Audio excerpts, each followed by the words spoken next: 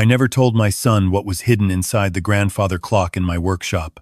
When he brought that woman into my home and they started searching through everything I'd spent 40 years building, I was already 3 steps ahead of them. My hands were steady when my shop assistant called me that afternoon, voice low and urgent. "Mr. Mercer, your son is in the workshop, and he's not alone." I had been waiting for exactly this moment. The evidence I'd prepared was about to change everything. "I'm grateful you're here with me. Before I tell you what happened in that workshop, drop the word protect in the comments if you believe that love sometimes means making the hardest choices, even when those choices break your own heart." There is a particular sound a clock makes when it's about to stop. Not the ticking itself, but the slight drag before the final silence. A slowing of the rhythm that most people never notice. After 40 years of repairing timepieces, I notice everything. My name is Arthur Mercer. I'm 64 years old, and most people in Savannah know me as the man on Whitaker Street with clocks in every window. Hayes Clock Restoration has stood on that corner since 1986, tucked between a florist and a bookshop that smells exactly the way bookshops are supposed to smell. The building is old Georgia brick, painted cream, with a green awning that Eleanor chose the year we opened. She had an eye for things that lasted. Eleanor, my wife of 31 years, the woman who taught me that patience wasn't just a virtue, it was a craft. She passed away 4 years ago, but some evenings when the shop is quiet and the grandfather clocks along the east wall begin their soft, synchronized tick, I can almost hear her moving through the back room, humming something low and old. She used to say, "Arthur, you don't just fix clocks, you give people back their time." I thought she meant the timepieces. I understand now that she meant something larger. This is the story of how I nearly lost everything she left behind and how, in the end, a clock saved us all. Eleanor was diagnosed in the spring 2 years before she died. Ovarian cancer, caught late. The kind of diagnosis that changes the quality of light in every room you walk into afterward. We did what you do. Specialists in Atlanta, a second opinion in Charlotte. Treatments that made her thin and exhausted but never, not once, diminished the particular brightness in her eyes when she looked at something she loved. Our son Daniel was 31 then. He drove down from Atlanta for the first round of treatment, stayed a week, went back to his marketing job, his downtown apartment, his life that had already, though I didn't fully see it yet, become something foreign to us. Daniel had married young. His wife, Laura, was a school teacher from Brunswick, quiet and steady and kind in the way that genuinely kind people are without announcement. She would sit with Eleanor for hours during those early weeks, reading aloud, bringing soup, asking questions about the clocks, because she actually wanted to know the answers. Eleanor loved her in the uncomplicated way that mothers love daughters they chose. Daniel loved her too. Once, I believe that. But somewhere between 30 and 34, something shifted in my son. A restlessness I recognized, because Eleanor had warned me about it years earlier. "He wants the arrival," she'd told me once, watching Daniel pace the shop floor as a teenager, irritated that a restoration was taking longer than expected. "He doesn't understand yet that the work is the point." In the last month of Eleanor's life, she asked me to bring a clock down from the storeroom shelf. A French carriage clock from the 1880s, small enough to hold in both hands, with a white enamel face and a brass case I had polished myself 20 years ago. We had found it at an estate sale in Beaufort on our honeymoon, paid $12 for it because the mechanism was broken. It had taken me 6 weeks to restore it fully. "This one," Eleanor said, turning it over in her hands. Her fingers were thin by then. "Keep it close, Arthur. It'll tell you something when the time comes." I didn't understand. I thought it was the morphine. "You'll know," she said, and closed her eyes. She passed on a Thursday evening in October, 2 years ago now. Daniel and Laura were there. I held Eleanor's hand. Afterward, I carried the carriage clock back to my workshop and set it on the shelf above my bench, and I did not open it for 14 months. I didn't understand what she had left me inside it, not until I needed to. The change in Daniel came in stages, the way rust comes slowly, then all at once. 6 months after Eleanor's funeral, he stopped bringing Laura when he visited. Work schedules conflicting, he said. She sends her love. Then the visits themselves became shorter. Then, one Sunday, he arrived alone and Laura's name wasn't mentioned at all. I asked. Eventually. Laura doing well? Daniel's jaw tightened. We're going through some things. I didn't push. In my experience, pushing a son who is already pulling away only accelerates the departure. But then, he started bringing someone else. Her name was Vanessa Cole.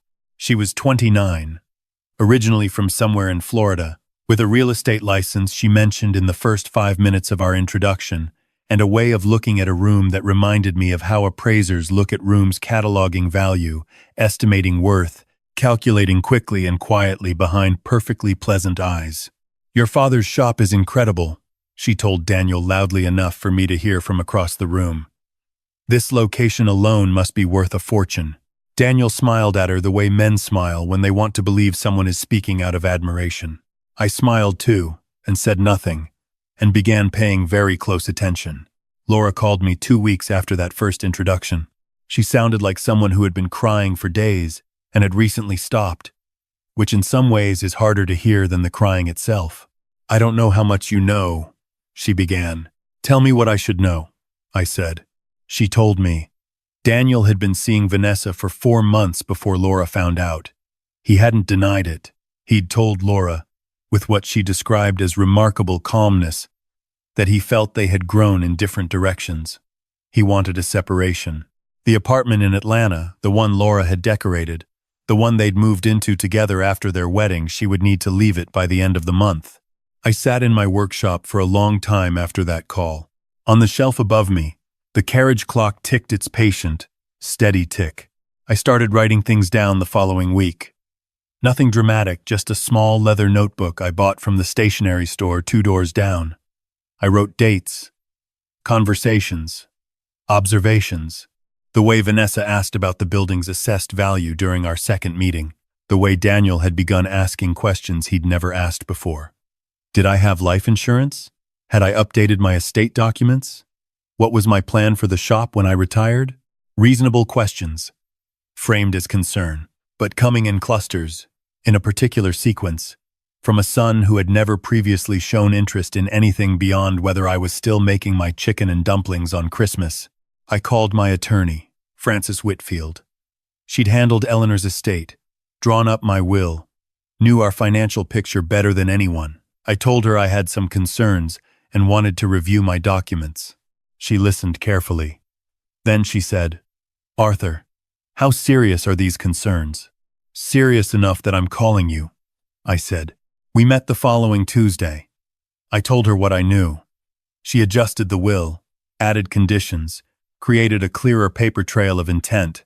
Before I left her office, she said, "If this escalates, document everything. Written records, dated, specific. And Arthur, consider bringing in someone who does this professionally." I called a private investigator the next morning. His name was Marcus Webb, retired Savannah PD, recommended by Francis. I met him at a coffee shop on Bull Street, explained the situation without melodrama. He listened, asked precise questions, and said he could have preliminary findings within 3 weeks. He had them in 2. The photographs showed Daniel and Vanessa at dinner, at a hotel in Augusta, at an open house she was listing, walking through a property together while Laura was still, technically, Daniel's wife. But more than the photographs, Marcus had gathered something else. He had documentation of Vanessa's financial history, 2 previous relationships with older men of means. One ended in a contested estate, the other in a restraining order. She was not new to this. I added Marcus's file to the notebook. Then I looked at my workshop shelf and thought about what Eleanor had told me. "Keep it close, Arthur. It'll tell you something when the time comes." I opened the carriage clock for the first time since Eleanor's death on a cold Wednesday evening in February, 14 months after she'd passed. I expected nothing. I expected the mechanism, the mainspring, the familiar small architecture of a well-made timepiece. What I found was a folded piece of paper tucked beneath the mainspring, thin as onion skin, in Eleanor's unmistakable handwriting. I sat down on my workbench stool and read it twice before I understood what she had done. She had known. Not specifics she couldn't have known about Vanessa, about the particular shape of what was coming, but she had known Daniel. She had known his restlessness, his hunger for a rival, his capacity to mistake appetite for ambition. And she had written it out, clearly and specifically, in language that any court or attorney would find unambiguous. Her wishes for the estate, her concerns about Daniel's judgment, her instructions for protecting what she and I had built together. Signed, dated. 2 witnesses she had arranged without telling me, including Frances Whitfield. She had prepared for this before she died, quietly, while I was bringing her soup and reading to her, and believing that love was enough to protect the people we raised. Maybe it is. In the long run, maybe. But in the short run, love needed evidence. I placed Eleanor's letter in the clock's hidden compartment, alongside a copy of Marcus's file and my own written record of the past 8 months. Then I set the clock back on its shelf, wound the mechanism, and listened to it tick. 14 months of not understanding. 1 evening of clarity. I called Frances the next morning. "I have something else to add to the file," I said. "I'll clear some time," she said. Spring arrived in Savannah with its usual extravagance: azaleas, tourists, the particular quality of light on the squares in the early morning. My assistant, a steady man named Carl who had worked the front counter for 11 years, noticed my distraction without mentioning it directly. Carl was like that. He let things be known without requiring conversation. One afternoon he came to the workshop doorway and said, simply, "Your son called again." "I know," I said. "He's called 4 times this week." "I know that too." Carl leaned against the doorframe. "Is there something I should be aware of?" I looked at him for a moment. Carl had been at Eleanor's funeral. He had known us for over a decade. He was, in the way that trusted people become over time, family in the way that family ought to mean. "Not yet," I said. "But soon." Daniel's calls had shifted in tone over the past 2 months. Less casual, more purposeful. He asked about my health more frequently. My blood pressure. Had I had my physical? Was I sleeping well? He mentioned twice that a specialist he'd heard about in Atlanta was very good, that he could arrange a consultation if I wanted. He brought up the shop's insurance coverage, whether it was updated to reflect current property values. He talked about retirement with increasing frequency. How at my age, it made sense to start planning an exit strategy. I was 64 years old and in better health than I'd been at 55. But Daniel spoke about me as though I was already in the second to last chapter. The breakthrough came on a Tuesday in late May. Daniel arrived at the shop unannounced, mid-morning, with Vanessa. Carl called me from upstairs. I came down to find them in the main showroom, and Vanessa was doing what she always did, looking at the room with that appraiser's eye. Measuring, calculating. "We were in the neighborhood," Daniel said. "Thought we'd stop by." We made small talk for 20 minutes. Vanessa complimented a long case clock near the window and asked what it might sell for. I gave her a number. She nodded with the particular satisfaction of someone who is mentally adding columns. Then Daniel said, "Dad, while we're here, we've been talking, and Vanessa has some ideas about the shop's future, about how to position it, maybe bring in an investor, modernize a little." I kept my face neutral. "What kind of investor?" "A silent partner situation," Vanessa said smoothly. "Someone who could help expand the brand. Take some of the operational burden off your hands." "I don't find the operation burdensome," I said pleasantly. "Well," she smiled, "that might change as things progress." After they left, I stood at the window and watched them walk to Vanessa's car. She said something. Daniel laughed. She took his hand. I went back to my workshop, opened my notebook, and wrote down everything. Then I called Marcus Webb. "I need audio," I said. Marcus was quiet for a moment. "Legal audio? Everything by the book. I want this to hold up. Then we do it carefully," he said. "Give me a week." What Marcus set up was simple and fully within Georgia law, which permits one-party recording, a small device, voice-activated, installed in the workshop where I spent most of my time, legally documented and registered. If anything was said in that room that I needed to hear, I would hear it. I didn't have to wait long. 11 days after Marcus set up the device, Daniel came back. Alone this time. He came through the back entrance, said Carl had let him in. He said he wanted to talk in private. We went down to the workshop. "Dad," he began, standing by the workbench, "I think it's time we had a real conversation about the future." "I agree," I said. "The shop, the building, your retirement, you can't just keep putting it off. You're not getting younger." He paused. "Vanessa has a developer contact who's very interested in this block. The offer would be substantial. I'm not interested in selling." "Dad, Daniel." I kept my voice even. "I built this place with your mother. This building is the last 40 years of our life together. I'm not selling it." His expression shifted. Not anger. Exactly. Something closer to frustration. The frustration of a man who has been promised something and keeps finding it delayed. "You're being sentimental. I'm being clear." He left 20 minutes later without another word.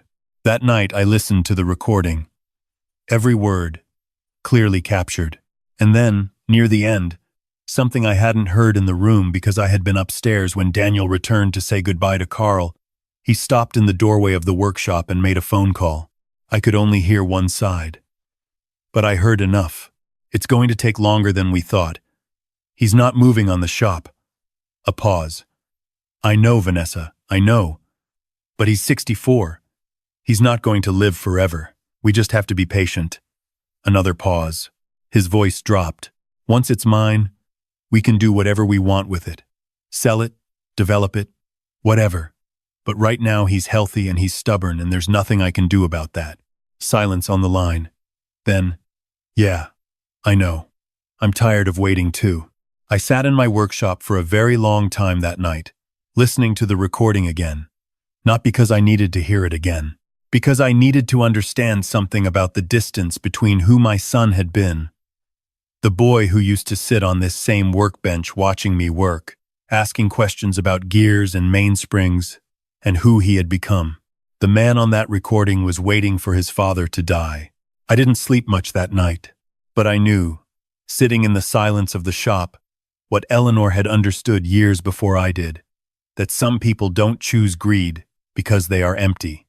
They choose it because they are afraid of being empty, and they never learned that there are better remedies.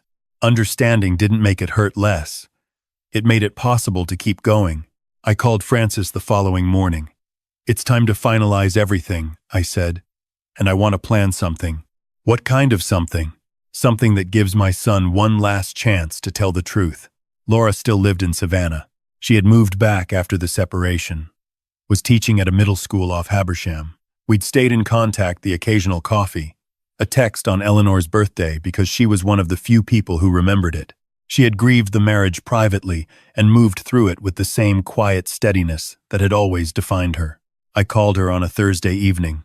I told her I needed to share some things and that what I was about to say was going to be difficult to hear, but that she deserved to know it. She listened without interrupting.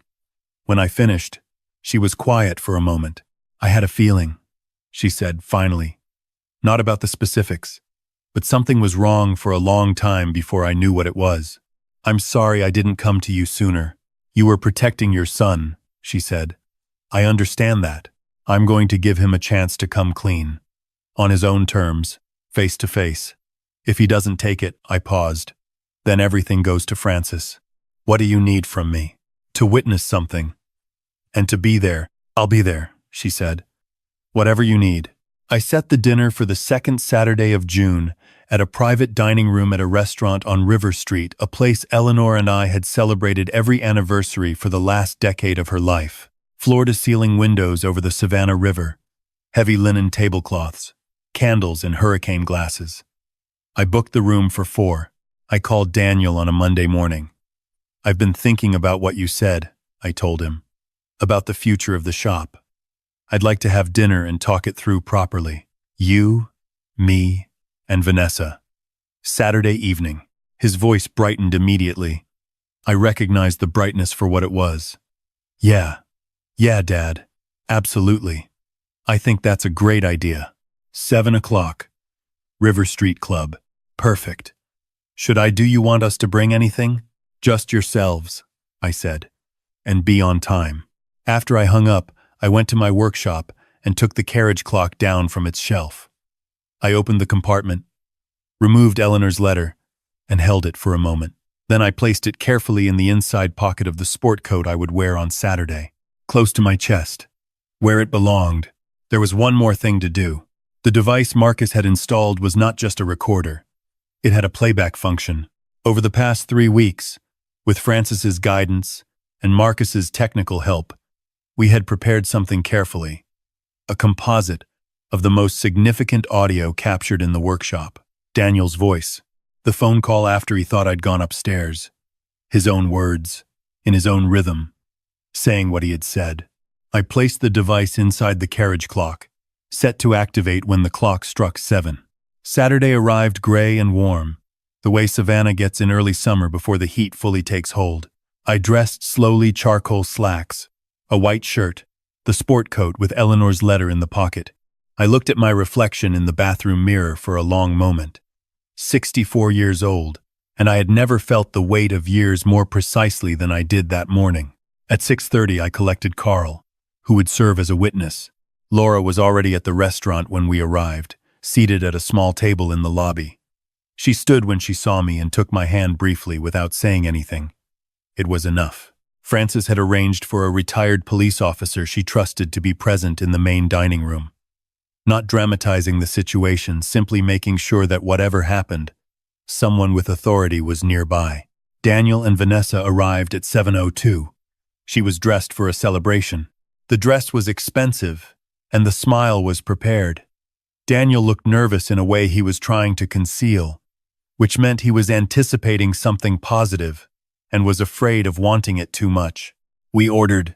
Vanessa made conversation about Savannah's development corridor, about property markets along the river, about the potential for restoration projects that balanced historic preservation with modern use.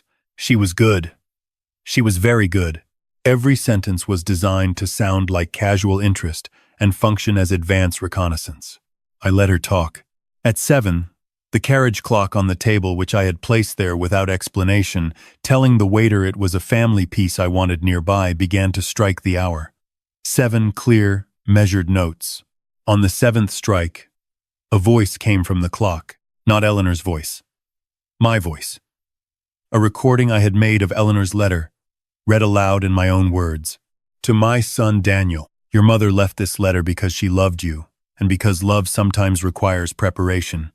She asked me to share it with you at the right moment. The right moment is now.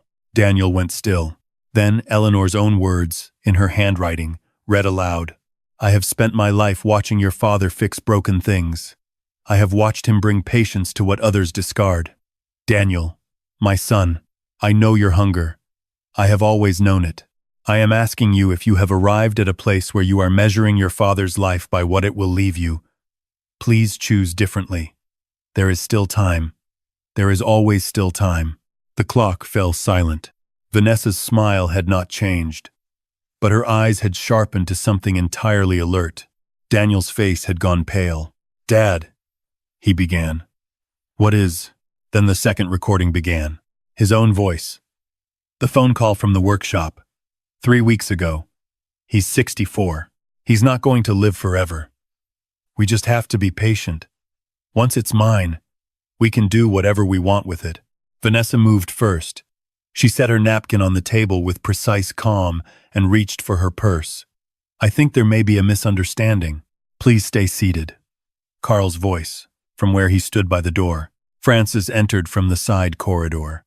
She set a folder on the table with the quiet efficiency of someone who has been waiting to do exactly this. Daniel, she said, not unkindly, I've prepared a full summary of the documentation your father has gathered over the past 8 months. The recordings are legally obtained. The private investigation is documented. Eleanor's letter is witnessed and notarized. She opened the folder. You have a choice tonight. You can respond to this honestly, or I can proceed with the steps your father and I have already arranged. The room was entirely still. Vanessa looked at Daniel with an expression that had nothing warmly in it. Danny, she said. Her voice had changed. The smoothness was gone. Stop, he said. Not to her. To the room. To whatever was continuing to dismantle around him. He looked at me. His face was something I am not sure I can fully describe, because it was my son's face The face I had known for 35 years, and it was doing something it had never done in front of me before, which was coming apart entirely.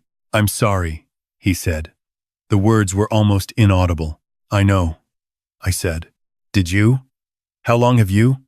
"Long enough." Vanessa stood. "I'm not going to sit here while. Then you can leave," I said. I kept my voice level. "You're not family. You've never been family. Whatever you thought was coming to you, it isn't." Francis handed her a separate sheet. "A copy of the investigation findings. For your records, including your prior history, which the relevant parties have already reviewed." Vanessa looked at it for exactly 2 seconds, then left the table, and then left the room, and then, though none of us knew it at the time, left Savannah entirely within the week. Daniel sat at the table for a long time after that. Laura came in from the lobby. She sat down across from him without invitation and without ceremony. He looked at her the way a man looks at something he knows he damaged and is only now beginning to understand the extent of. "I don't deserve to be in the same room with you," he said. "No," she said. "You don't." She folded her hands on the table. "But here I am anyway." I walked outside after that, stood on the deck overlooking the Savannah River, the city lights moving on the water. Carl joined me after a few minutes and stood beside me without speaking, which was exactly right. I reached into my sport coat and touched Eleanor's letter through the fabric. Then I looked up at the sky and said, quietly, to no one present, "I think that's what you meant.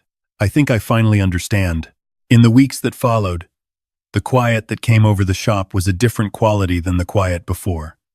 Lighter. Daniel called me 6 days after the dinner. He had been staying at a hotel. Vanessa had not responded to his messages. He sounded like someone who had been stripped of a direction they had been walking in for so long they hadn't noticed it was taking them somewhere wrong. "I don't know where to start," he said. "Come to the shop," I told him. "We'll start there." He came on a Tuesday. He looked terrible. He stood in the doorway of the workshop with his hands in his pockets and looked at the carriage clock on the shelf and did not speak for a long moment. "Mom left that for you?" he finally asked. "She left it for both of us," I said. He sat down on the old stool by the workbench. I handed him a clock movement that needed cleaning. A task simple enough for anyone, repetitive enough to be calming. He looked at it in his hands. "I told myself it wasn't really about the money," he said. "That I just wanted security, that I was planning." He set the movement down. "That's not true. I wanted the arrival. Mom used to say that about me. She did. She was right." His voice dropped. "I'm 35 years old and I have nothing worth having. You have a father sitting across from you," I said. "That's something. What you do with it is up to you." We worked for 2 hours that afternoon, side by side, in a silence that was not empty. When he left, he hugged me at the door, not the quick, performative hug of recent years, but something older, something from when he was a boy, before the hunger set in. I stood in the doorway and watched him go. Laura, who had been helping me reorganize the storeroom upstairs that afternoon, appeared at my shoulder. "How was that?" "Hard," I said. "And necessary. Good things usually are," she said. Thursdays became Daniel's day. He would come after work, sometimes staying only an hour, sometimes longer. We worked on whatever needed attention, a mantel clock with a stuck escapement, a cuckoo mechanism that had seized in mid-call, the long case clock in the corner that had always needed adjustment. I did not make demands of him beyond showing up and doing the work. Once, about 3 weeks in, he asked about Laura. "She's doing well," I said. "Does she?" He stopped. Started again. "Is she angry?" "She's a school teacher," I said. "She deals with people who haven't learned yet every day. I imagine she has a longer view than anger." He nodded slowly. He didn't ask more than that. But something in the set of his shoulders changed. The trust fund Eleanor had established, the one I had not touched in the 2 years since her passing, had conditions that I had updated with Francis in February. Daniel could access nothing for 3 years, and only then, if he had demonstrated, in Francis's independent assessment, a pattern of good character and honest living. I told him this plainly, sitting at the workbench one Thursday evening. He said, "I figured. It's not punishment," I said. "It's protection." For you, as much as anything. He looked at the clock mechanism in his hands. She thought of everything. Your mother always did. He turned the mainspring assembly slowly, feeling the tension. 3 years is a long time. 3 years is nothing, I said. I spent 40 years building something worth protecting. Your mother spent 31 years teaching me what mattered. 3 years is where you start, not where you finish. He set the assembly down carefully, picked up the cleaning cloth, started working again. I watched him, my son, at 35, learning to sit still with something, to work without demanding the arrival, and I thought about what Eleanor used to say in the last months, about time, about patience, about the difference between a clock that is broken and a clock that is only paused. The carriage clock ticked on its shelf above us, small and steady, keeping its time. Some evenings, when the light comes low through the windows and the clocks along the east wall begin their quiet chorus, I open the hidden compartment and take Eleanor's letter out. Not to read, I have it memorized now.